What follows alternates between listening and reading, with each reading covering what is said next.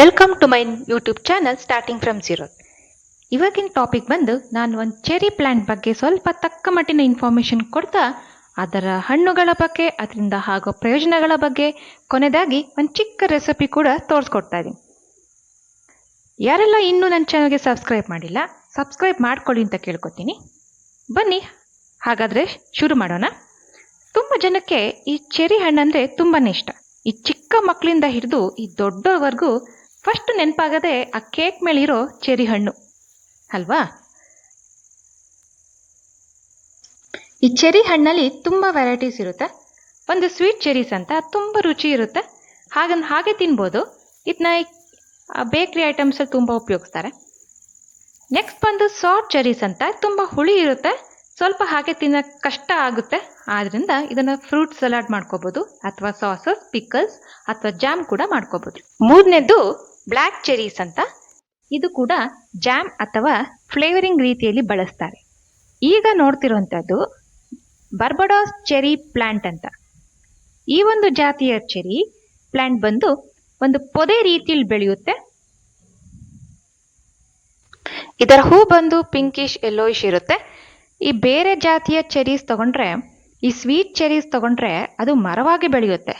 ಸುಮಾರು ಈ ರೇನೀಸ್ ಅನ್ನೋ ಒಂದು ಜಾತಿ ಸುಮಾರು 12-16 ಅಡಿ ಉದ್ದ ಮತ್ತು ಅಗಲ ಬೆಳೆಯುತ್ತೆ. ಅವು ತುಂಬ ಸ್ವೀಟ್ ಇರೋ ವೆರೈಟೀಸಲ್ಲಿ ಈ ರೇನೀಸ್ ಜಾತಿಯದ್ದು ತುಂಬ ಸ್ವೀಟ್. ಇಲ್ಲೊಂದು ಕ್ಲಿಪ್ಪಲ್ಲಿ ನೋಡಬಹುದು. ಇದರ ಹೂ ಬಂದು ವೈಟಿಶ್ ಇರುತ್ತೆ. ಅದನ್ನು ತಕ್ಕಂಗೆ ನಾವು ಪ್ರೂನ್ ಮಾಡ್ಕೋತಾ ನಮ್ಗೆ ಹೇಗೆ ಬೇಕೋ ಹಾಗೆ ಮೇಂಟೈನ್ ಮಾಡ್ಕೋಬೇಕು. ಈಗ ನೋಡ್ತಿರೋಂಥದ್ದು ಬರ್ಬಡೋಸ್ ಚೆರಿ ಪ್ಲಾಂಟ್. ಇವು ಅಷ್ಟೆತ್ತರ ಬೆಳೆಯಲ್ಲ, ಸುಮಾರು ಅಂದರೆ ಒಂದು 3-4 ಮೀಟರ್ ಎತ್ತರ ಬೆಳಿಬೋದಷ್ಟೇ, ಆದರೆ ಅಗಲ ತುಂಬ ಬರುತ್ತೆ. ಈಗ ತುಂಬ ಒಂದು ಪೊದೆ ರೀತಿಯಲ್ಲಿ ಎಷ್ಟು ಜಾಗ ಆಕ್ರಮಿಸ್ಕೊಳ್ಳುತ್ತೆ ಅನ್ನೋದನ್ನ ನೀವೇ ನೋಡ್ಬೋದು. ಈಗಿರೋದು ಇದು ಒಂದೇ ಗಿಡ, ಆದರೆ ಎಷ್ಟು ಸ್ಪ್ರೆಡ್ ಆಗುತ್ತೆ ಅನ್ನೋದನ್ನ ಕಾಣ್ಬೋದು. ಈ ಹಣ್ಣಲ್ಲಿ ತುಂಬ ಔಷಧಿ ಮತ್ತು ಆರೋಗ್ಯ ಪ್ರಯೋಜನಗಳಿವೆ. ಇದರಲ್ಲಿ ಒಂದು ಮೆಲಾಟೋನಿನ್ ಎಂಬ ಒಂದು ಹಾರ್ಮೋನ್ ಇದೆ, ಅದು ತುಂಬ ಒಳ್ಳೆ ನಿದ್ರೆ ಬರಲು ಕಾರಣವಾಗುತ್ತೆ. ಈ ಹಣ್ಣಿಂದ ದೇಹದ ತೂಕ ಇಳಿಸಲು ಕೂಡ ಸಹಾಯವಾಗುತ್ತೆ. ನೀವು ಏನಾದರೂ ತೂಕ ಇಳಿಸ್ಕೊಳ್ಳಲು ಪ್ರಯತ್ನ ಪಡ್ತಿದ್ರೆ ನಿಮ್ಮ ಡಯಟ್ನಲ್ಲಿ ಕೂಡ ಈ ಚೆರಿ ಹಣ್ಣನ್ನು ಸೇರಿಸ್ಕೊಳ್ಬೋದು. ಈ ಹಣ್ಣಲ್ಲಿ ಕಡಿಮೆ ಕ್ಯಾಲೋರೀಸ್ ಇರುತ್ತೆ. ಇದರಿಂದ ಬ್ಲಡ್ ಶುಗರ್ ಮ್ಯಾನೇಜ್ ಆಗುತ್ತೆ, ಕೊಲೆಸ್ಟ್ರಾಲ್ ಕಡಿಮೆ ಮಾಡುತ್ತದೆ. ಇದರಲ್ಲಿ ಅತ್ಯುತ್ತಮ ಆಂಟಿ ಆಕ್ಸಿಡೆಂಟ್ ಮತ್ತು ಆಂಟಿ ಇನ್ಫ್ಲಮೇಟರಿ ಗುಣಗಳಿವೆ. ಇದರಲ್ಲಿ ತುಂಬ ವಿಟಮಿನ್ ಸಿ, ಪೊಟ್ಯಾಷಿಯಂ ಇರುತ್ತದೆ. ಈ ಗಿಡಕ್ಕೆ ಸುಮಾರು 1.5 ವರ್ಷ ವಯಸ್ಸಿರ್ಬೋದು. ಇದು ಸಮ್ಮರಿಂದ ಸ್ಟಾರ್ಟ್ ಆಗಿ ಮಳೆಗಾಲ ಪ್ರಾರಂಭವರೆಗೂ ತುಂಬ ಚೆನ್ನಾಗಿ ಹಣ್ಣು ಬಿಡುತ್ತೆ. ಫಸ್ಟ್ 2 ಇಯರ್ಸ್ ಸ್ವಲ್ಪ ಪೋಷಣೆ ಮಾಡಿದರೆ ಸಾಕು, ಆಮೇಲೆ ಅದಾಗೆ ಅದು ಸರ್ವೈವ್ ಆಗುತ್ತೆ. ಈ ಗಿಡ ನಮ್ಮ ತಾಪಮಾನಕ್ಕೆ ಚೆನ್ನಾಗಿ ಹೊಂದ್ಕೊಳ್ಳುತ್ತೆ. ಅತಿಯಾದ ಬಿಸಿಲು ಅಥವಾ ಕಡಿಮೆ ಬಿಸಿಲಿನಲ್ಲೂ ಕೂಡ ಚೆನ್ನಾಗಿ ಬೆಳೆಯುತ್ತೆ. ಈಗ ಮಳೆಗಾಲ ಆಗಿರೋದ್ರಿಂದ ತುಂಬ ಹಣ್ಣು ಬಿಡ್ತಾ ಇದೆ. ಎಷ್ಟು ಬಿಡ್ತಾ ಇದೆ ಅಂದರೆ ಇದನ್ನು ಸರಿಯಾಗಿ ಹಾರ್ವೆಸ್ಟ್ ಮಾಡೋಕ್ಕಾಗದಷ್ಟು ಬಿಡ್ತಾ ಇದೆ.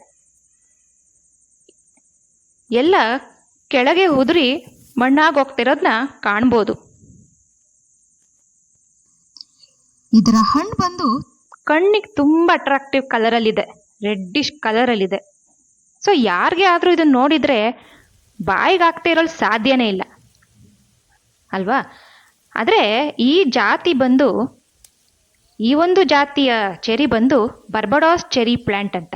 ಇದೊಂದು ಸೋರ್ ಚೆರೀಸ್ ಜಾತಿಗೆ ಸೇರಿದ್ದು, ಅಂದರೆ ತುಂಬ ಹುಳಿ ಇರುತ್ತೆ. ತುಂಬ ಹುಳಿ ಇಷ್ಟಪಡೋರು, ಅಂದರೆ ಈ ಮಕ್ಕಳು ಜಾಸ್ತಿ ಹುಳಿ ಇಷ್ಟಪಡ್ತಾರಲ್ಲ, ಅವ್ರು ಚೆನ್ನಾಗಿ ತಿಂತಾರೆ. ದೊಡ್ಡವ್ರಿಗೆ ಸ್ವಲ್ಪ ತಿನ್ನೋಕೆ ಸ್ವಲ್ಪ ಕಷ್ಟ ಆಗುತ್ತೆ, ಹಾಗಾಗಿ ಇದನ್ನು ಹಾಗೆ ತಿನ್ನಲು ಸ್ವಲ್ಪ ಕಷ್ಟ, ವೇಸ್ಟ್ ಆಗ್ತಿರೋದು ನೋಡೋಕ್ಕಾಗ್ತಿಲ್ಲ. ಸೊ ಇದರಿಂದ ಬೇರೆ ಏನಾದರೂ ರೆಸಿಪಿ ಮಾಡೋಣ ಅಂತ ಒಂದು ಐಡಿಯಾ ಬಂತು. ಹಾಗಾಗಿ ಇದನ್ನು ಹಾರ್ವೆಸ್ಟ್ ಮಾಡ್ಕೋತಾ ಇದ್ದೀನಿ. ಏನು ರೆಸಿಪಿ ಮಾಡ್ತೀನಿ ಅಂತ ಮುಂದೆ ನೋಡ್ಬೋದು. ಈ ಚೆರಿ ಹಣ್ಣಲ್ಲಿ ಏನು ಮಾಡ್ಬೋದು ಅಂತ ಯೋಚನೆ ಮಾಡಿದರೆ ಫಸ್ಟ್ ನೆನಪಾಗೋದೆ ಜಾಮ್. ಚೆರಿ ಜಾಮ್ ಮನೆಯಲ್ಲೇ ಮಾಡ್ಬೋದು, ಸುಲಭವಾಗಿ ಮಾಡ್ಬೋದು, ಎಲ್ಲರೂ ಕೂಡ ಮಾಡಬಹುದಾದ ಚೆರಿ ಜಾಮ್ ರೆಸಿಪಿನ ತೋರಿಸ್ಕೊತಾ ಇದ್ದೀನಿ. ಫಸ್ಟ್ ನಾವು ಇಲ್ಲಿ ತುಂಬಾ ಚೆನ್ನಾಗಿ ಹಣ್ಣಾಗಿರುವಂತ ಹಣ್ಣುಗಳನ್ನ ಸೆಲೆಕ್ಟ್ ಮಾಡ್ಕೊತಾ ಇದ್ದೀವಿ. ತುಂಬ ಚೆನ್ನಾಗಿ ಹಣ್ಣಾಗಿದ್ರೆ ಡಾರ್ಕ್ ರೆಡ್ಡಿಶ್ ಕಲರ್ ಇರುತ್ತೆ, ಹಾಗೆ ತುಂಬ ಸಾಫ್ಟ್ ಆಗಿರುತ್ತೆ. ಸ್ವಲ್ಪ ಆರೆಂಜಿಶ್ ರೆಡ್ಡಿಶ್ ಇದ್ರೆ ಅದು ಸ್ವಲ್ಪ ಟೈಮ್ ತಗೊಳುತ್ತೆ, ಇವತ್ತು ನಾಳೆ ಹಣ್ಣಾಗೋಕೆ. ಅದು ಸ್ವಲ್ಪ ಹಾರ್ಡಿರುತ್ತೆ.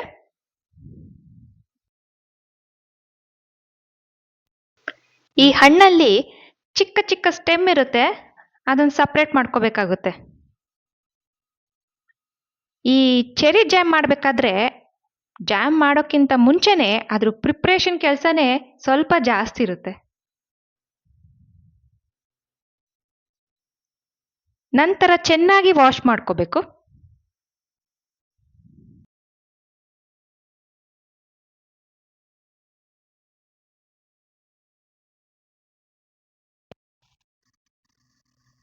ಹಾಗೆ ಹೇಳ್ದಾಗೆ ಈ ಚೆರಿ ತುಂಬ ಹಣ್ಣಾದ್ಮೇಲೆ ತುಂಬ ಜ್ಯೂಸಿ ಜ್ಯೂಸಿ ಇರುತ್ತೆ, ಅದರೊಳಗೆ ಬೀಜಗಳಿರುತ್ತೆ. 3 ಸ್ವಲ್ಪ ದೊಡ್ಡ ಸೈಜಲ್ಲೇ ಇರುತ್ತೆ, ಅದನ್ನು ಹೊರಗೆ ತಕ್ಕೊಳ್ಬೇಕಾಗುತ್ತೆ. ಬರೀ ಈ ಚೆರಿ ಫ್ಲಶ್ ಮಾತ್ರ ಈ ಜಾಮ್ ಮಾಡೋಕ್ಕೆ ಉಪಯೋಗಿಸ್ತೀವಿ.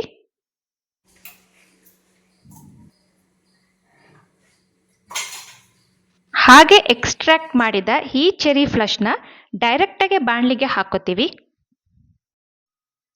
ಈ ಪ್ರಾಸೆಸ್ಗೆ ಕಂಟಿನ್ಯೂಸ್ ಲೋ ಫ್ಲೇಮಲ್ಲೇ ಇರಬೇಕು. ಎಕ್ಸ್ಟ್ರಾಕ್ಟ್ ಮಾಡಿದ ಪ್ರಾಸೆಸ್ನಲ್ಲೇ ಎಷ್ಟು ಜ್ಯೂಸ್ ಬಂದ್ಬಿಟ್ಟಿದೆ ನೀವೇ ನೋಡ್ಬೋದು. ಇದಕ್ಕೆ 2:1 ರೇಷಿಯೋದಲ್ಲಿ ಸಕ್ಕರೆನ ಹಾಕೋಬೋದು, ಸ್ವಲ್ಪ ಹೆಚ್ಚು ಕಮ್ಮಿ ಹಾಕೋಬೋದು, ನಡೆಯುತ್ತೆ.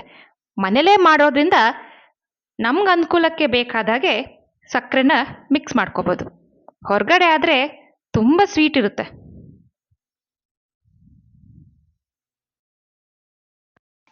ಇಲ್ಲಿ ಸುಮಾರು ಒಂದು 200-300 ಗ್ರಾಮ್ನಷ್ಟು ಹಣ್ಣು ತಗೊಂಡಿದ್ವಿ.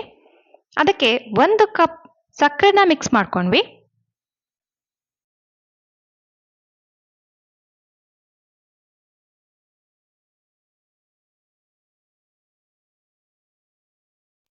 ಇದಕ್ಕೆ ಎಕ್ಸ್ಟ್ರಾ ವಾಟರ್ ಏನು ಹಾಕೋದು ಬೇಕಾಗಿಲ್ಲ, ಆ ಹಣ್ಣೆ ಚೆನ್ನಾಗಿ ಜ್ಯೂಸ್ ಬಿಡುತ್ತೆ. ಲೋ ಫ್ಲೇಮ್ನಲ್ಲೇ ಇಟ್ಕೋಬೇಕು. ಹಾಗೆ ಕ್ರಷ್ ಮಾಡ್ತಾ ಹೋಗಬೇಕು.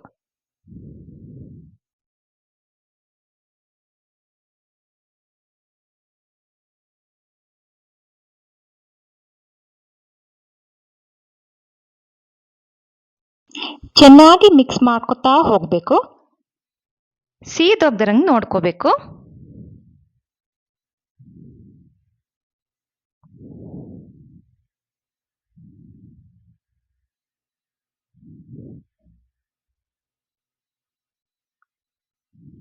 ಹಾಗೆ ಚೆನ್ನಾಗಿ ಮಿಕ್ಸ್ ಮಾಡ್ಕೋತಾ ಸುಮಾರು 1/4 ಗಂಟೆವರೆಗೂ ಹೀಗಲೇ ತಿರುತ್ತಾ ಇರಬೇಕು.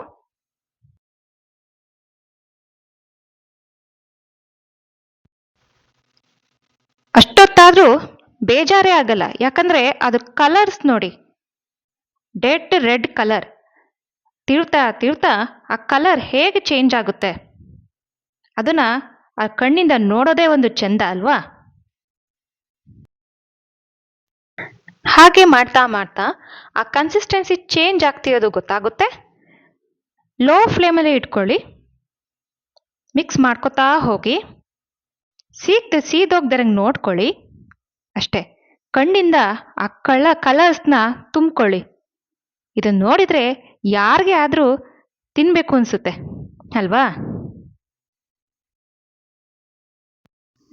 ಹಾಗೆ ಬರ್ತಿರೋಂಥ ಫ್ಲೇವರು ಕೂಡ ತುಂಬ ಚೆನ್ನಾಗಿರುತ್ತೆ.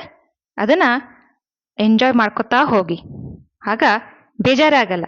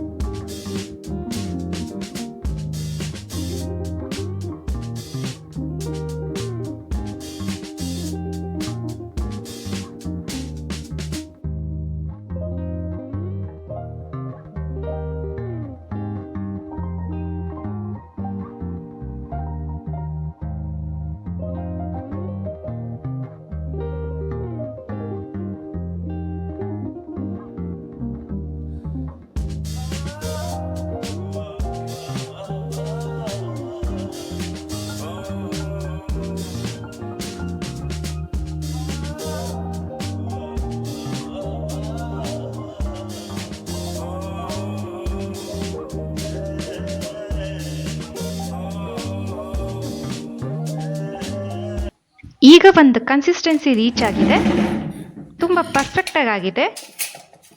ಎಷ್ಟು ಗಟ್ಟಿಕ್ಕಾಗಿದೆ. ನೀವು ಕೂಡ ಸ್ವಲ್ಪ ಟೇಸ್ಟ್ ಮಾಡೋದು ಕೂಡ ಚೆಕ್ ಮಾಡ್ಕೋಬೋದು.